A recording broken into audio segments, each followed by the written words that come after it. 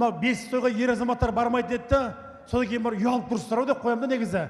Мынау өзі біздің Қазақстан Республикасының заңында айтылған ғой, 2002 жылдан бастап бес тойға еркектер бара берсін деген ғой, менің байқайсыздар ма?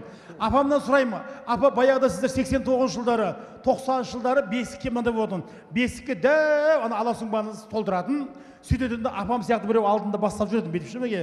Артынан сіздер сияқты екі ана абысыны ма, келіні ма, сол сұңбаны көтеріп жүретін. Дұрыс па? Баратын едіңіздер, үйге баратын едіңіздер де жаңа дастарханы палау, ойбай, палауды ашатын едіңіздер де, ішіндегі шашатын едіңіздер ғой менен. Сонымен 15 әйел үйтіп бүйтіп зу қылып 5 той өткізіп алатын едіңіздер. Енді ағайында қараңыздар, мінеге содан кейін 89-90 жылдан бастап 95 жылдары әйелдер қауымы не деді? Қой, екі шөп апарғанымыз ұят болар деп жолдастарын ертіп алды, көршісін ертіп алды, сөйтті де бір автобус болып баратын болды. Дұрыс па ма екен? Сөйтті 2000 жылға бір автобус болып баратын болып жүрді. Сонсын ба улап шулап жүріп айтты: "Қой, болмайды екен бес тойға әйелдер бара берген, еркектерді қосайық" деп сөйтіп статус ұстап алғанбыз ма екен? Сондықтан қадірменді ағайындар, бүгінгі бес тойдың статусы құтты болсын деп бір қошеметтеп қойсақ болады бәрекелді.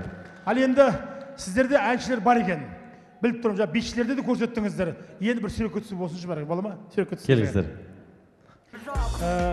Музыка апа деймін де, ана бриллиантшы саусағыңызға бүйтіп сыймай жатыр, бір нәрсе сыйдырып алдыңыз да кәдімгідей бәрекелді.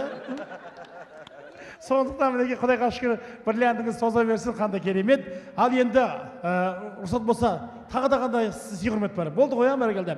Құдай қаласа, ата бөркіңіз соза берсін, өміріңіз оза берсін, Алла ниетіңізді қабыл қылсын. Енді сіз берсеңіз болады.